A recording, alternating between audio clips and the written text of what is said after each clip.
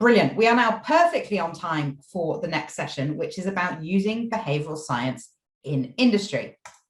So I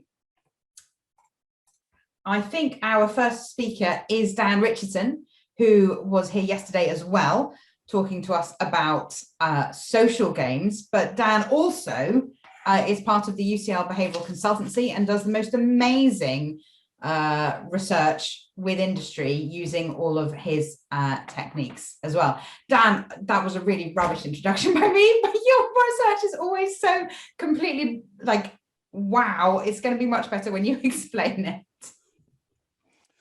Well, thank you for that lovely introduction.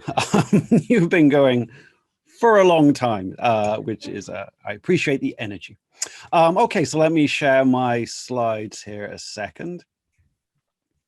Okay, great.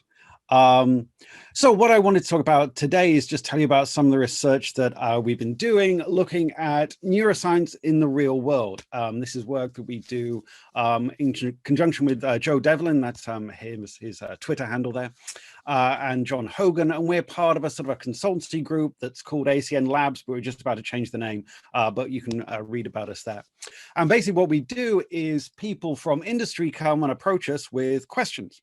And just as a sort of career observation, the thing about academia is as you go on in your career, you become more and more expert, but in a tiny and tinier area to end up being the world leader in, one tiny bit of the brain or one type of stimuli. And it's been really professionally very rewarding just to sort of step away from our specialties and just throw our tools open to the world and see if we can use these techniques that we've developed to answer questions. And people come to us with all sorts of questions like, what happens to the brain when you eat a really good pie? That was one of them. Can I tell the difference between different types of whiskies in an fMRI machine? Mostly the answer is no to these. We were approached by a lady who was a professional cuddler who will give a cuddle to your sales team to make them feel better and wanted scientific evidence that her cuddles work. She probably doesn't do that anymore. But it's been really interesting to interact with these questions. And today I'm going to tell you about two of those approaches and how we use the tools of psychology to try and find answers. And just very broadly, when you think about the interaction between psychology, neuroscience, and the business world, it ends up being sort of in two different areas, or three really. The first bit of our work is just in education, just talking to people about psychology and neuroscience. So we were in a series of workshops, these are them in real life from a few years ago, obviously, where we talk about the tools of modern neuroscience, what it can really achieve, and more importantly, what it can't, because we find that all the people who come to us, not from a scientific background, from business, they've been reading these books that can be quite dreadful, that will tell them things like the average person uses 10% of your brain, that you make decisions in one hemisphere, not the other hemisphere, that your lizard brain makes purchasing decisions. There's a lot of really bad neuroscience out there, and a lot of our time is spent saying, no, that's not actually true. This is what we can tell an fMRI. This is what we cannot. So we do these workshops. We now, of course, do them online. There's one in September if anyone is interested. So there's an education wing to it. There's also what we call Neurosciences Marketing. So what this means is we're using the tools of neuroscience, but the end output isn't really evidence or data that we're proving a theory. We're illustrating ideas. So, for example, this is Joe talking to, I've forgotten her name. She's apparently an insanely famous YouTube makeup person. And Emma Ford, there we go. And what he's doing is they're doing a brain imaging study with face perception, looking at faces that have been made up and not, seeing the differences. And the idea is not to collect evidence, really, it's to start a conversation about neuroscience, to talk about face perception and how that might interact with these things about makeup that she studies. So this ended up as a video on a YouTube feed. She has millions of followers. So here we're just sort of, this is more like public engagement. We're just showing this is the sort of things that we can talk about. Or that's a gardening event where they did a brain scan of the guest speaker, and then the tagline was, come see what's on his mind. And that's actually his mind there. So again, you're not trying to prove anything there, you're just engaging with the public with your tools. That's as marketing. The other way to look at it is for marketing. And here you might have a question about your product or about the experience that people have, and you have a hypothesis about it, and you want data for that. so that you can then say to people, we have proved that this is what the product does, that this is what the experience you have is. And we've done some work here with, that I'll tell you about a little bit later with Audible, for example. We looked at what happens to your brain when you listen to an audiobook rather than watch a video of something. How is that brain process different? They always pick Joe for the videos. I'm not sure why. Well, I do know why. And there's another example from The Sun where we looked at our work with audience experiences. And that's what I'll tell you about next. So here you are trying to find out something. This is more like a traditional research question. It's framed by the questions of the client, what they want to find out, but you turn that into a scientific question. And I'm going to tell you about two of those cases today in the time I have. So both these involve understanding collective experience, things that people experience as part of a marketing experience, they call it, or things they experience as part of the product, where here the product is going to the live theater. And we've been trying to use the tools of psychology and neuroscience to study these things. But of course, the problem is lab equipment doesn't travel very well, right? That's enormously expensive scanner. You can't just bring that into an IKEA store or bring that into a theater and start using it. So instead, what you have to use are behavioral methods and a little bit of new technology, and you can still discover various things. Now, I'm going to tell you about these two bits of research that are clearly not studies that are online, because these are done in real audiences and we don't have those right now. But all of the methods can, and we have indeed ported some of them online. So I'm going to get back to online methods right at the end.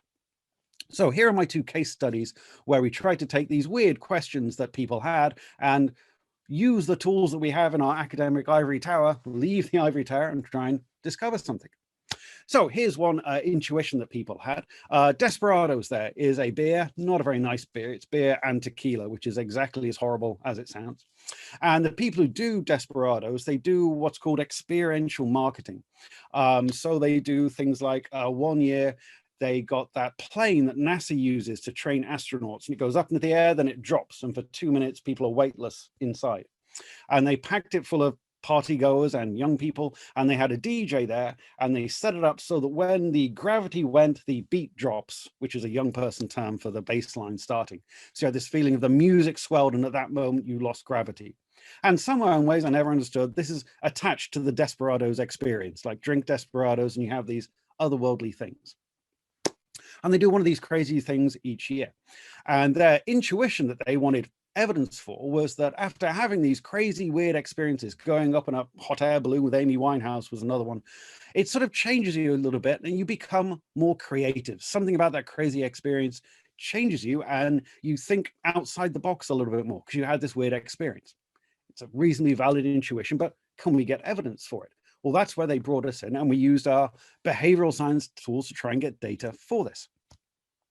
So this is the experience that they had this year. So to do this, I ended up going to Venice with 100 of Europe's top social media influencers who are incredibly famous, although I'd never heard of them. So I spent the weekend with people dressed like this. And we went to the world's deepest swimming pool, which is outside of Venice. And as you can see in this footage here, people had these diving helmets where there's an air bubble inside. So you're like an astronaut walking along the bottom of the world's deepest swimming pool. And there was music being pumped through. There was a big glass tunnel and an incredibly famous, apparently, DJ, Peggy Goo, was playing music. And then you were listening to it with a laser light display. And it was absolutely crazy. And I was there collecting data on whether or not this changed your creativity. And yeah, it was quite a bizarre experience. And I don't know if you know, there was a scene in the Game of Thrones where there's a big battle scene, and then in the corner you can see a Starbucks coffee cup that looks completely out of place. Well, if you look in this footage, you can see an old man with a beard sat in the corner analyzing data on R while all this is going on, and I felt as out of place as that coffee cup. It was an absolutely bizarre experience. But what did we do? Well, we just used iPads. Of course, there was Wi-Fi connectivity throughout this place because they're all social media influencers. They were tweeting about themselves constantly. And we just loaded Gorilla onto these iPads and we ran simple behavioral experiments. Because with these iPads, I mean, they're amazing devices. They're very portable. It's a beautiful screen. And you can collect proper behavioral data. Like when I was at graduate school, you could do that only in a lab cubicle. Now you can stick it on an iPad and you can go to a swimming pool in Venice and still collect data. So what do? We set up really sort of quite old-fashioned, not old-fashioned, classic tests of creativity. So there were 3 of them. This was about a 10-minute experiment, and they're things like the alternate uses tasks. So you say, how many uses for an empty bottle of Desperados can you think of? And you have about a minute to generate all these things. You know, you can smash someone over the head with it. You can blow over the top of it to make a whistle. Then there's the remote associates task. What word goes with all of these? And the answer, stop you figuring out, is ice. And then there's a drawing task where you just give people a squiggle and you say, complete that figure. So people drew something like this. And these are standard measures of creativity that have been used for some time. They tap different elements of creativity. We implemented these on an iPad. Then we used all the classic things from your methods class. We used random assignment. Half of those social media influencers did these tests before they went in the pool. Half of them did it after they went in the pool. And we just looked for these group differences. And yeah, it was a bizarre experiment that we did about 2 a.m. I analyzed all the data while sat in the corner while a rave was going on around me. And these are the results. What we found is a significant increase in creativity for that alternate uses task and that drawing task as a result of having this crazy out of experience of floating weightless underwater with laser lights going on around you. We did not find a difference in the remote associates tasks. And that was actually not a surprise. That's what we predicted, because these are 2 different elements of creativity. One is you're trying to sort of classically be creative and think of lots of different solutions. That's what the alternate uses and the drawing task tap into. The other type of creativity is convergent, where you're trying to work within constraints, solve a problem, given that these are the constraints. And that's tapped into by the remote associates. And our hypothesis was that that element of creativity, which is grabbing and recombining and thinking of new things, would be measured, but not this sort of dealing with constraints aspect. And we found an increase of something like 30%, if you can quantify it, of this type of creativity because of that experience.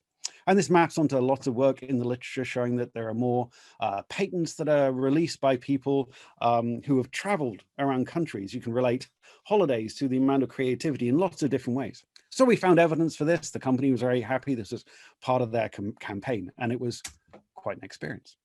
So that's our first case study of taking this sort of intuition people had, turning it into a hypothesis, using all those tools of behavioral science, and ending up with an actual answer. The other example that I want to tell you about is a case of a live theatre company coming to us and saying, why do people pay enormous amounts of money to go and see live theatre? And this was, of course, before the pandemic. And now we're acutely aware of what we've been missing for the past year with live concerts and live theatre. But at the time, this was a more pressing, a less obvious question to people. This company sold tickets to theatre, and they wanted to know, well, most of us, or lots of us, have got 4K televisions at home and a very comfy couch. Why would you pay all this money to sit in a tiny Victorian seat with people who are that far away, and you have to put up with other people coughing and eating sweets? Why would you pay all this money to go to live theatre? And we thought, well, that's quite a good question, actually, and we can try and collect data for it using physiological sensors. There have been lots of survey work asking people about their experience, but often that's sort of conflated with, well, I've just paid 100 quid for this. Of course, I'm going to tell you it was a wonderful experience. Can we get direct measure of physiological differences as a result of this live experience? So just to show you, to give you a sense of what physiology can tap into, this is the experiment I mentioned at the start with Audible, where what we have here, this is data from about 100 people who are either listening to an audiobook of Game of Thrones or watching HBO's adaptation of it. And we had about a dozen other ones where we, as much as we could, match the audio and the visual implementation of it. There's always tiny differences, but as much as we can, the same length of time, the same things were happening. And we measured physiology. And what we found is, first of all, people said they preferred the video version. If we said which was more engaging, which was more transporting, which was more exciting, it's always the video version. But when we measured their physiology, that's the top line in this little squiggle. We found that when we were listening to the Game of Thrones, their heart rate was higher and lower. There was more variance. Their EDA, their electrodermal activity, was peaking, which is an indirect measure of arousal, and their body temperature was up as well. In lots of ways, physiologically, they were more engaged by the audiobook as opposed to the video, even though they said the opposite. So what's going on here? Well, we think it's because if you're looking at that video, HBO have done the hard work. They've rented half of Croatia. They've hired all of these extras, and they've filmed this incredible thing. But if you're just listening to that audiobook, you're doing that work. You're generating that internal word, you're simulating it mentally, and that activity we can read in the wristwatch. This sounds a bit pretentious, but we are measuring the active imagination and it's reading off on the wrist, which is absolutely fantastic. We thought we were very surprised that this works so well. So those say sensors, I just use that to show you that physiology doesn't just measure exercise or heart health, it's tapping into psychological processing too. So we took it to the theater, we measured heart rates, we found that your heart is in the heart healthy zone for a certain amount of time during while you're watching the theater. And we tracked it and we saw that the heart rate went up at certain times, and we compared going to a live theater. This was going to see Dreamgirls the musical, and we compared it to watching Dreamgirls the movie. And what we found is that there are peaks and peaks at the same time. But why is there a peak roughly halfway through and roughly 3/4 of the way through? Well, that's narrative. That's when the person, Effie, leaves the band. That's where she leaves her husband. That swoop at the end is when they all get back together again. This is narrative driving the heart rates of about 50 people experiencing that story together. That's watching the movie alone. We get a lot less variation when you're just experiencing it by yourself. And we've done this in lots of ways. We measured watching Aladdin in a movie theater. We get the same peaks of physiology. We have a big peak right at that moment, which is when Aladdin has his first kiss. And literally the audience's heart rate as one increases. So we've been measuring lots of different things. We're also not looking just at the heart rate, but at the heart rate synchrony. So we have tools to put a number on the degree to which the heart is beating at the same time as each other. And that synchrony in the physiology, that sort of shared trajectory through the space of possibilities, that really seems to be tapping into something of the specialness of live experience, this thing that we've all been missing. I'm going on a little too much. I'm not going to talk about some of the background research to this, even though it's really, really fascinating. But just to give you a sense that if we put a number on this heart rate synchrony, that is higher when people saw a movie together, saw Aladdin together, rather than just read a book together. And also that correlates with the feeling of social connectedness. We asked people when they left the cinema, how connected you feel to people around you, these strangers you've never met. And that was greater when they just shared this experience of watching a movie together, but it also correlated with the degree to which their heart rates were synchronized. And this is the last bit of data I'll show you because it was collected seconds before lockdown, literally the day before. We went to one of the last performances at the ENO and again measured the heart rate synchrony. We put a number on the degree to which these 20 people, their heart rate was coordinated with each other. And that correlated really surprisingly strongly with how captivated they are, how emotionally engaged they were, even how spiritually uplifted they felt was all being read out in the heart rate synchrony. I said in the last minute, I'll just return to online things because we were able to leverage some of this technology even online as well. So this is a performance of a songwriter who's performing a live YouTube stream to our participants, and our participants are sat at home with their thumbs over the camera in their mobile phone. And we used an app that was measuring their heart rate, just invisible changes beneath the skin. If you turn the flash on, the thumb glows and you can look at changes to get an idea of heart rate. So this is people tracking their heart rates all at home while watching this performance. And what you see on the right there, oh, it stopped moving now, that is a visualization, a live visualization of the degree to which the audience's heart rates were coordinated. So I'm watching this live performance and I'm seeing right here the degree to which everyone sat remotely at home is synchronizing their physiology. And what we found is that this is very pilot data, but we found that there is an increase in enjoyment in that performance if you could see this readout of the audience's synchronized physiology. So maybe it captures a little bit of that magic of being in a live performance, sensing how other people are responding. We try to replicate that a little bit with a graphic, and it appeared to impact people's experience. It actually worked with the singer-songwriter. It didn't work with the performance poet that we used. Maybe it was too distracting. Maybe there's a different way we experience spoken word and music. These are all hypotheses for the future. I've gone on too long for about 1 minute, and I apologize for that, but I shall finish there. Thank you so much for your time. There's how you can find out more. Dan, that was absolutely extraordinary. If, like me, you thought that was absolutely extraordinary, can you type extraordinary in the chat? This is how Dan gets his feedback, that we are all here together experiencing this thing together, which is exactly what he was talking about just now. Dan, I have a question for you. There'll be other questions, I'm sure, in the chat that people ask, so please do put them in if you'd like Dan to answer them. Dan, which do you enjoy more, your academic research or the research for industry? Like how do you compare and contrast them? Like, which is more enjoyable, which is more creative? Like, yeah, how does that enrich your life? I sent you the really fun stuff, right? There are some quite boring things where people, we did one experiment, I won't say what it was, but there was a company that had a car, you turn your car on and it goes bong. And the company had a budget, I'm not kidding, of 3 million to make that bong better. And they sent an Oscar-winning sound designer to the Amazon rainforests to record background music and then create 10 different types of bong that we then put into Gorilla, measured your physiological response and asked you which bong you liked. And you can very slightly hear like a parrot squawk at the end of the bong. That's the rainforest parrot. And they spent an enormous amount of money. We found people slightly preferred one of the bongs over the other. Okay. Absolutely no scientific interest whatsoever, but we answered their question. They went away happy. So there is the spectrum. And I showed you the really fun stuff, of course, where I got to go to Venice and be underwater. But it is, I think the most rewarding thing overall is just, it's a little bit of a challenge and a puzzle. Here's my crazy question. Can I use my skills that I've sort of vaguely accumulated and turn that into something interesting and scientific? And it feels like, so you get more of that experience, which is, I don't know if the other scientists agree, some of the most fun bit of science is that early stage in a project where you're just spitballing and trying to think, how on earth can we answer that? And those first lab meetings when you suddenly get, oh, we can test it this way. That's the really exciting bit. And we have lots of those experiences through this.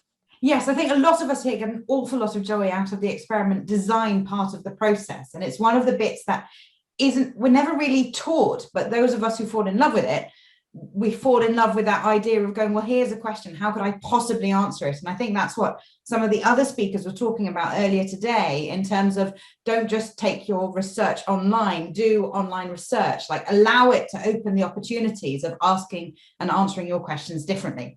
Thank you so much, Dan. Next, we're going to go to Tim Rutledge. Dan, can you stop sharing your video? And then Tim, can you turn your video on? Is here.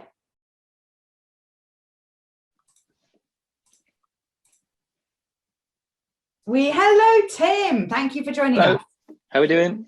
Great. So Tim Routledge is from CX Labs, and he's going to talk to us about what's the color of money. Thanks, Joe. Thank you very much indeed. Just going to share my screen here.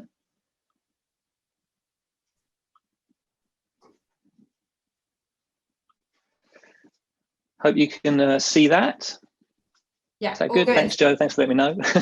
Thanks for the opportunity to tell you a bit more about CX Lab and how we use behavioural science in both the virtual and the real world to investigate human behaviour, specifically in both customers and employees of businesses. So we're very much focused on the business side of things and emulating some of the things that Dan does, but not as exciting. I'm sad to say. We're interested in what real people do in real time, so that we can both improve their experiences and the commercial returns for our clients and businesses. So we're focused on that business side of things. So today I want to illustrate that, especially with our online kind of research, by talking about a particular study that we did, which will hopefully throw some light on kind of a very hard problem. And that is, how does color influence human behavior in the real world, in the real commercial world, and how might a better understanding of this help business? In other words, what is the color of money? Now, color, as we know, plays a huge role in business in terms of businesses communicating with their customers, spending billions and billions of dollars a year to get the right color on logos, communication, store design, all those kind of things to make customers more likely to buy products and services. And in fact, here's a wheel that I found from a design company that tells you exactly what all colors actually mean. Very interesting. However, we know from experiments like this one here, and I'm sure you've seen this before, that human perception is actually flawed. If you look at the two squares A and B, you're likely to see square A as being darker than square B, when in fact they're the same color, because of the context that you view it in, things are different.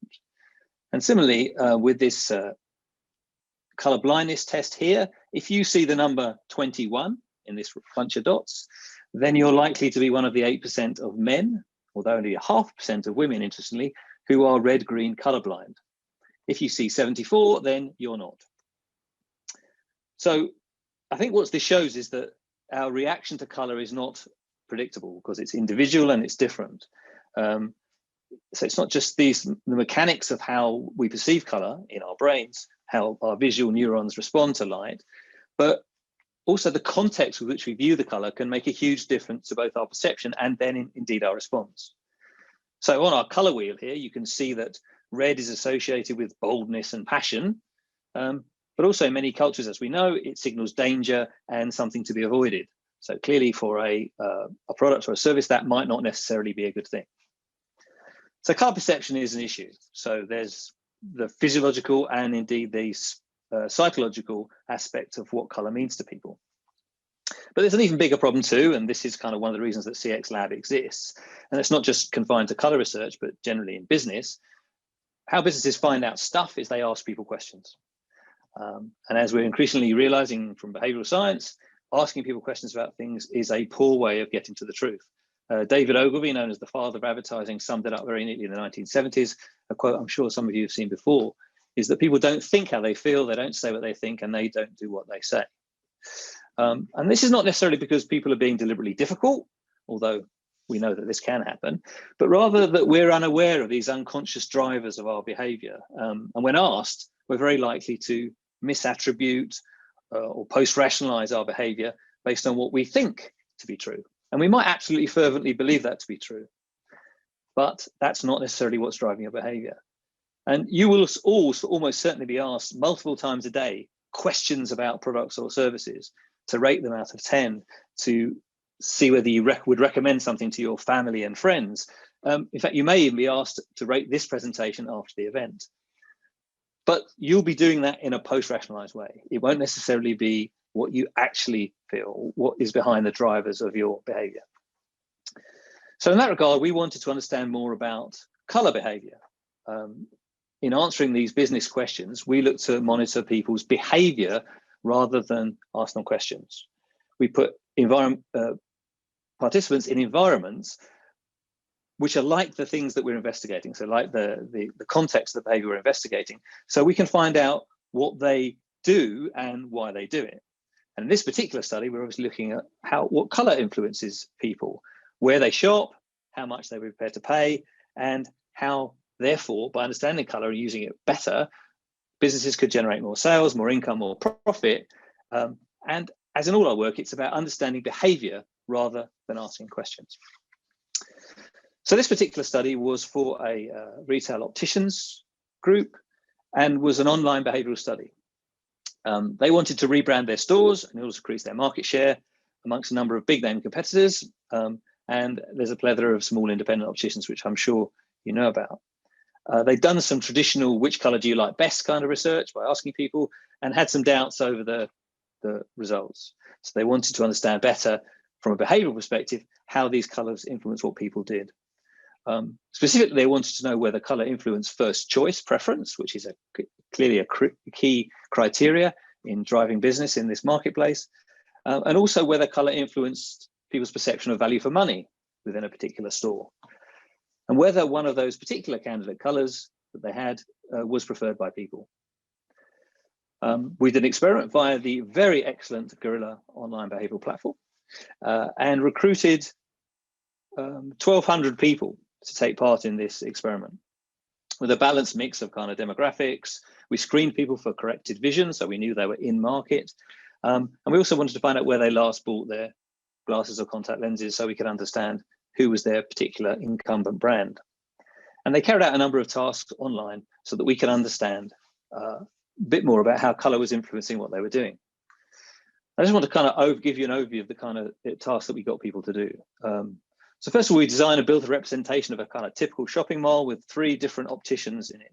And we asked participants to indicate which one they would prefer to shop in by clicking on the storefront.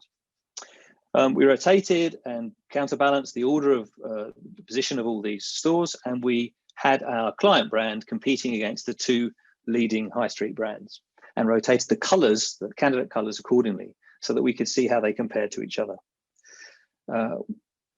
we also forced people to make a second choice by telling them when they clicked on their first choice that the store was closed, and therefore where would they go second. So again, we could see how things stacked up in a second choice preference. Now, interestingly, we found that no one particular candidate color came out on top. But what we did find was that our client brand was notable in it was chosen least often amongst its competitors, highlighting the critical need for the rebranding and the exercise that they were carrying out to try and boost that first choice preference and to boost consideration and brand awareness. We also discovered that this was true even amongst the brand's existing customers, 40% of whom did not choose their own brand first, highlighting another issue in terms of the actual customer experience, and something that would also need to be addressed. So that was the first task, to rotate people through these different opportunities, these different choices. We secondly wanted to look at whether colour had an impact on cost perception. So whether colours and brands communicate value for money. So we showed participants different storefronts, and we got them to indicate how much they would expect to pay for their glasses within this particular store. And we got each participant to look at 2 different stores. Again, we rotated the candidate colours of our own brand, our client brand, against the 2 leading competitors. And we found that colour indeed did have a significant impact on what people expected to pay, with one of our client candidate colours offering the best value for money and comparable indeed with its competitors. And this was contrary to the kind of conscious question that we asked people at the end of our study in a more conventional way, which indicated that they saw this particular colour as both expensive and indeed premium. And therefore, these 2 things running counter to each other. What people say and what people actually do being very different. So that's kind of, again, how that experiment was run. Looks very complicated, but again, each person only had 2 choices to make. In the third task, we again asked people to look at something online. We presented them with a 3D virtual representation of a store and asked them to browse within it, to have a look around. They could alter the angle that they were accessing, that they could walk around, swivel and change the shape of the store itself. And the only difference between these stores was in fact the color of the background, as you see in these images here. What was interesting was that, again, in our kind of post-experiment questioning, some 3/4 of people did not realize that these stores were exactly the same apart from the color. And some of them went into some very elaborate reasons why they found the stores to be different, even though they were only differentiated by color. Again, the associations that people make with these particular things. And in this particular part of this task that we ran, again, one color emerged as a clear preference for people, with these later questions post rationalizing that preference to do with the fact that they saw this environment as being more professional and more relaxing, with 30% of more people in fact preferring this particular color scheme. And finally, for the final task, we wanted to create a kind of proxy for this idea of kind of clinical excellence, something which is very, very important clearly in the optician's world, that the idea of trusting your eyes to someone who is clinically excellent is clearly very, very important. Long-term eye health being, absolutely critical to almost all of us. So in this virtual shopping mall, we took people back to, and we presented them this time with 2 stores, which were simply just a dentist, and again, very clearly marked with just the colors being different. But we told them that to imagine that they were in urgent need of treatment. They just developed a terrible toothache and they needed to get it sorted straight away. So where would they go? And again, we were keen to see how color influenced the decision that they made, because it was the only difference between the stores. Again, the positions were rotated amongst the 2 colors. And again, we saw that one color was significantly preferred to the others based on this test. So again, we were seeing that color was having an influence on the decisions people were making in this environment. So what do we find? In the world of kind of retail opticians, which color offers the best commercial return? In this particular case, what was the color of money? And the answer was purple. So from our behavior experiments, the different tasks that we ran in terms of value for money, head-to-head choice, and this idea of clinical excellence, purple was the clear winner in the battle of the different candidate colors, cutting through a lot of the noise that had been generated by traditional research asking people questions about which they liked. And despite the kind of complexity of the experimental design and the number of people, participants that we had, and the rotating and balanced nature of the study, which Gorilla was able to handle very easily, I have to say, we were able to produce this insight from initial brief to presentation in just over 3 weeks. So it can be done very, very quickly. And I guess it's just one example of the sort of online behavior experiments CX Lab have done and would like to do more of in the real world to measure this authentic behavior in different contexts, which are representative of what people would actually do in the real world, and measuring their behavior, the output, rather than what they say they would do or did do. And I guess it offers all businesses the opportunity to carry out this kind of rapid qualitative and quantitative mix of experimentation with big, robust sample sizes to provide a good degree of confidence in commercial decisions. So that's my kind of rather rapid take through one particular experiment that we've done. So thanks very much for your time, and I look forward to answering any questions that you might have. Tim, that's amazing. Look, just in case everybody else, I can't share my screen while you're sharing your screen. But if I understand it correctly, Tim, Vision Express came to you, asked you what color should we rebrand our company with?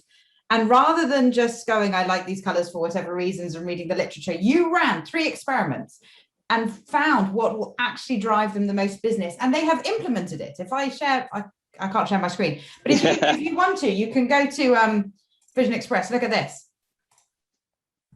This has happened in the real world. Tim has changed the world with his science.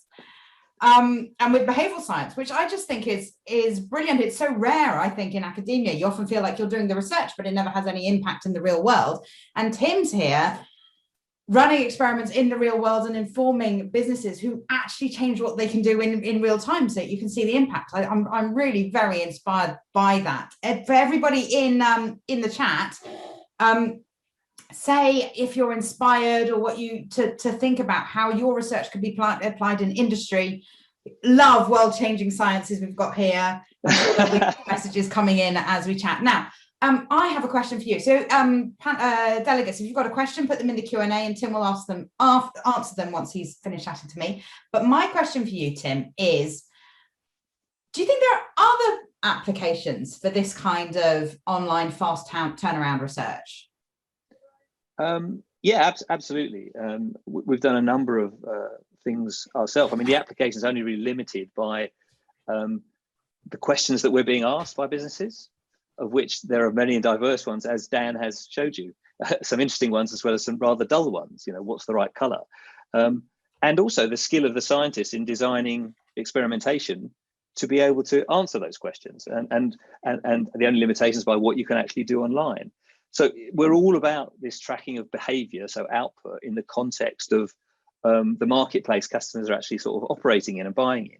So we want to emulate the choice architecture of their decision making that we make as closely as possible, and therefore its effect on their behavior. So obviously this requires us to be pretty smart in the kind of experiments we design without blowing our own trumpet too much. And it also often requires a bit of misdirection, which you can get away with a bit more in commerce than you can in academia, in terms of what people understand to be what you're trying to do, the reason that they've come to you in the first place. So we've done a whole bunch of things, from monitoring kind of driver reactions to video simulations, actually altering some variables in terms of caffeine and other kind of hunger and things like that to change to see how they react, how customers choose, pay for and play online games, so doing some work with Camelot, and indeed how much people are prepared to pay for car insurance based on the customer journey they go through online, and how much they're prepared to save. So lots of financial services kind of applications.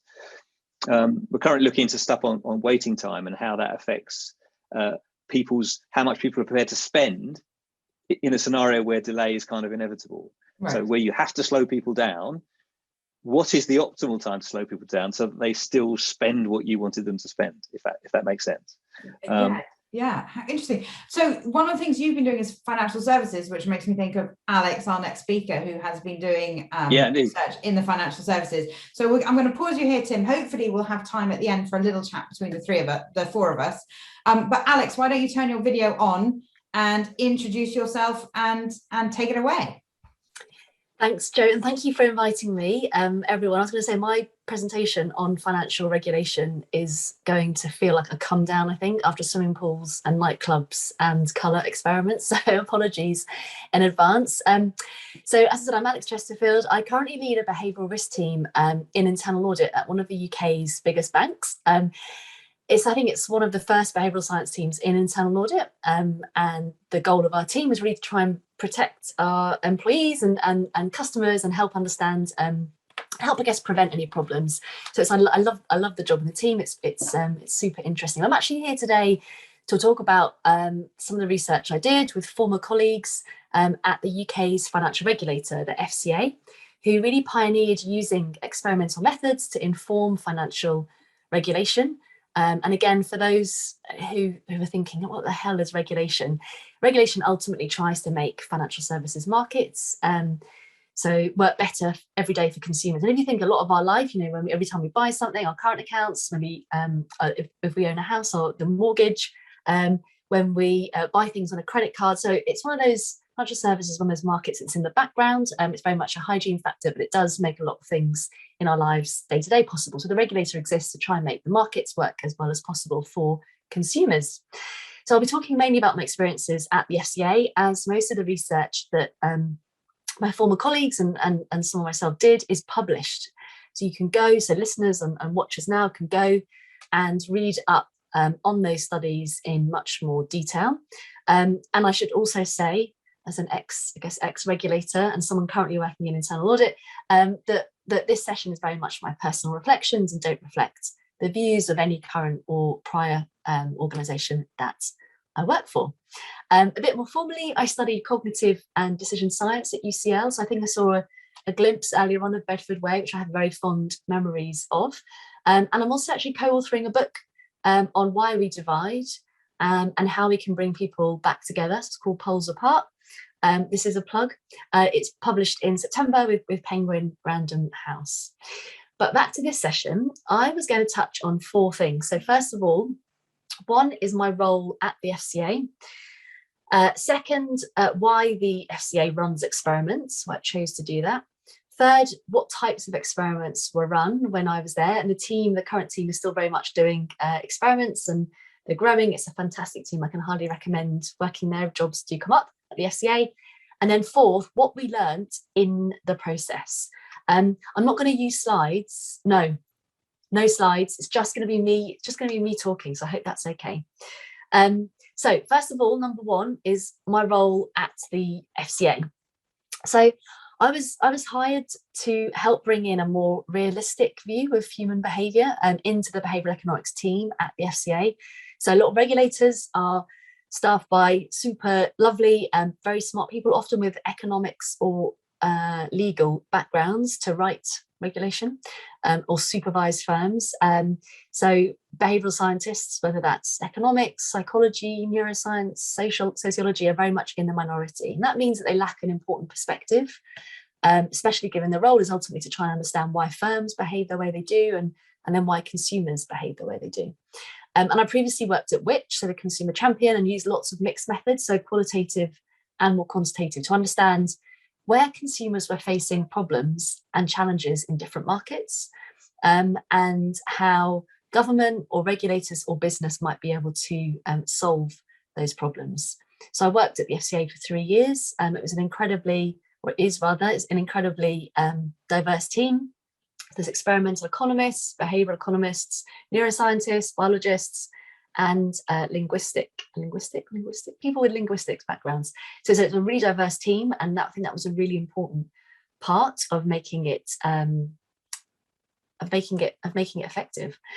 And the goal of the team was to use methods and insights from behavioural economics or behavioural science more broadly to help inform the decisions of the organisation. So a bit more specifically, that means to inform the regulations, so the rules that were being made about how firms should behave, about how the FCA supervised firms, and then also latterly the team was applying behavioural science to some of its own internal operations. So, for example, how to promote diversity and inclusion in the organisation. So that's the first part, my role at the FCA. Second, I was going to touch on was why the FCA runs experiments, because it really did pioneer, and that's much credit to Stefan Hunt and Paul Adams, who really set the team up back in 2013. There was a few things, I guess, just to zoom out for a moment, there was a few things that happened which meant banks and the wider ecosystem, so regulators, government, etc., needed to start thinking about behavioural science and why the behavioural economics team was set up at the FCA. So first of all, let's start with the financial crisis of 2008. So that was a precursor for the UK government, their decision to split the financial regulator, previously the FSA, into two. So one part of the regulator, or one part of the regulations role, which was looking after what's called the stability of financial markets, so making sure that all the money is moving in the right places, and that the markets as a whole weren't going to collapse. That moved to what is known as the Prudential Regulatory Authority under the Bank of England. And then the FCA, that's the part that I was in, the Behavioural Economics team, that would focus on the other part, the regulation, so what's called conduct regulation. So conduct is basically how firms behave. And that supervised more than 56,000 financial services firms and over 140,000 what are called approved individuals. That's people like giving financial advice, for example. So anyway, so the creation of the FCA in 2013, which focuses very much on conduct, that's the C in FCA, led to new objectives from Parliament, including the need to promote competition. So competition across financial services markets. So people switching, again, and I guess the theory is that more people switch, that would drive up value and quality and lower prices for customers. So it's a good thing. We want more competition.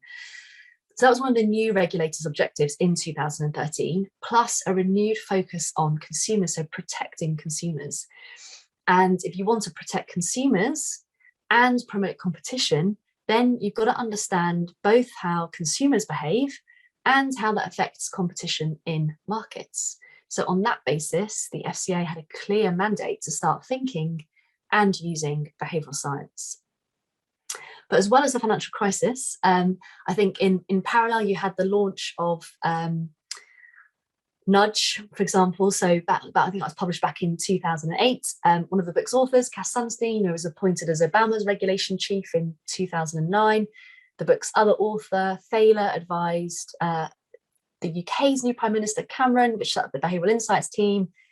So anyway, so there's lots of noise around behavioural science happening at the same time, or shortly after the financial crisis happened. So I think that broader popularisation of behavioural science, obviously there's been decades and decades of behavioural science, but the popularisation of it, the fact that governments were starting to use behavioural science, combined with the financial crisis, led policymakers, academics, kind of the great and the good, kind of ask that question, why did the financial crisis happen despite the plethora of rules and regulation and governance and compliance? Why did we get this financial crisis that hardly anyone actually predicted? So those two things combined, I think, led to much more focus on behaviour within financial organisations, also culture, organisational culture, and then how that influences business models, products, customer journeys, and interactions with customers. And the two people that set up the Behavioural Economics team knew it wasn't just enough to bring in the theory about what might work, despite best intentions and despite the best behavioural economics theory. You still don't really know whether a rule will work in practice, whether it will solve the problem that it's designed to do and to help customers. So that led to the realization that experiments or randomized controlled trials, so field trials, can help the FCA to be a more effective regulator and ultimately help customers. So that's where it started.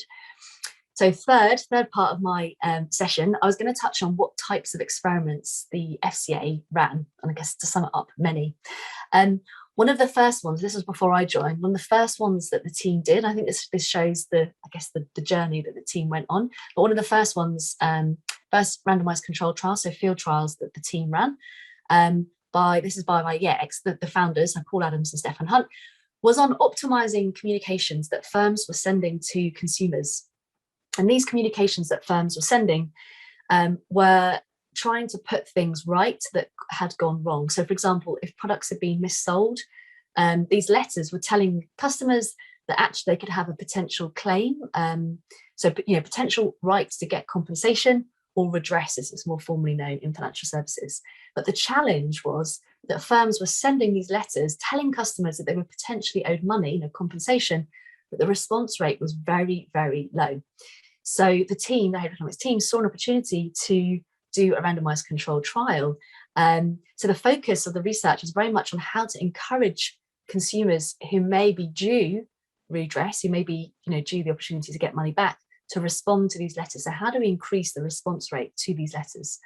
So the team worked on a real case with a firm that was voluntarily writing to almost 200,000 customers about the failing that it had in its sales process. So 7 treatments were designed. So these were really basic. This was done back in probably 2014. This was kind of in the early stages, I guess, of nudge and behavioural science. But there were 7 treatments designed. So one, for example, was adding a message to an envelope to try and encourage people to open the letter in the first place, simplifying the text, sending a reminder, etc. And bullets was another one. So again, that was a way of simplifying the text. I think they changed the name of the respondent, so the chief exec versus the sales manager. So almost changing the messenger again to see what would work empirically. Now, in terms of what the results were, the control letter, so that was the one that the firm was sending out historically that had the very low response rate. The control rate in the trial received a 1.5% response rate. So only 1.5% of all customers that the letter was being sent to, so almost 200,000 were responding, so really low.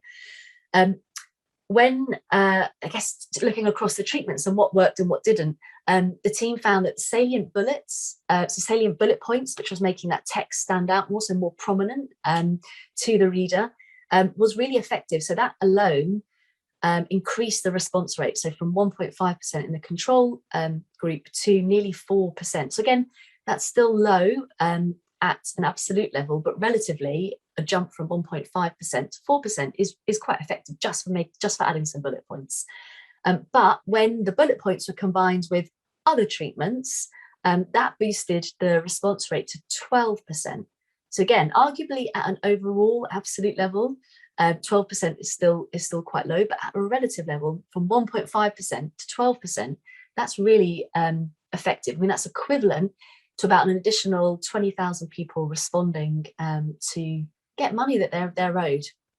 So here, the learning from that first randomized controlled trial with a firm was that small changes do work, and then internally in the organisation, the importance of getting that early use case, or quick win, we can call it, to get buy-in to doing more field trials and getting more resource, getting more people into the team to do more of these trials. And if anyone's interested in reading on about that in more detail, if you just Google occasional FCA, occasional paper number 2, you can read all about the trial and the results and the stats in more detail. Actually, just before I left, a couple of years ago, I ran a similar trial with colleagues with pawnbroking customers at one of the UK's biggest pawnbroking firms. So pawnbroking it's actually a very old method of lending money. So if you read lots of Dickens, it features in there. So it's a way of people give a watch and they get a loan essentially for that good. And then if you can't repay the loan, then the pawnbroking shop keeps your watch or your item of jewelry as kind of collateral. So anyway, but there's a similar problem. So here with the pawnbroking firm, money was on the table. So pawnbroking customers were owed money, and these customers are quite vulnerable as well. So the actual absolute amounts that they were owed were quite low, but again, for the customers, that it was quite a lot of money, but they weren't claiming the money. So from a behavioural perspective, that again was really challenging, but also interesting that there's money on the table that people are owed, but why aren't they getting it? And again, if people are interested to look at this, if you just Google FCA occasional paper number 59, you can read all about this trial in more detail. But here, I want to tell you about this one. It's interesting because here we integrated design principles into the start. So way before we even got to the randomized controlled trial with the firm, we worked with actually a design academic at Cardiff Met to understand qualitatively why these customers weren't responding to the communications that the firm was sending out.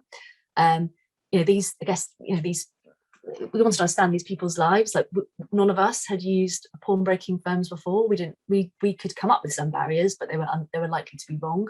So we wanted to speak and understand people's lives in context, in broader context, before designing an intervention to try and get them to respond and get the money that they were owed. So we worked with designers doing some really deep ethnography, observation work of these people, and then we also co-designed with them what might work to then test in the field trial. And another learning was, I think this is around having humility. So again, I was working in the FCA with some really good like behavioural data scientists who are amazing. We had some of the supervisors on board again who worked with the firm. We had people at the firm involved. And whilst behavioural scientists are good at many things, we're not always good at designing communications that people will open, click, read, understand, take the required action. So I think having that humility and realising that often you need other disciplines involved in the mix, other methods to try and solve your problem was a really important learning from that first trial done years ago to where we got to. And the result of that pawnbroking trial was that the behaviourally informed letter, which was, you can tell we had designers involved, it doubled collection rates. So again, that was really powerful for customers that we were helping. There was actually a second intervention that we trialed that was much more focused on the interface that staff in the pawnbroking stores were using with customers. We did a lot of data analytics in the background. That's actually still in field. So when that is finished, that will come out in good time. But as we learn more, so as the team progressed, as the team grew, from using field trials, other experimental methods we use included online experiments, quasi-experimental methods. So where doing a field trial, or online experiments wasn't possible. It was like, well, what econometric methods can we use to infer causality from the data that we get from firms? And also integrating other tools and insights prior to getting to a field trial or to an online experiment to really inform the design of the intervention. Now, I was going to finish, Joe, I can see you on. I was going to finish on my 5 learnings, and I have got another example of it, but I'll just do the 5 learnings and leave it there. Okay, right. So what did we learn in the process? 5 learnings from doing experiments at the FCA. One was integrate experimental methods with other methods, particularly qualitative at the start, to understand why people are behaving in that particular context before you then test interventions. First.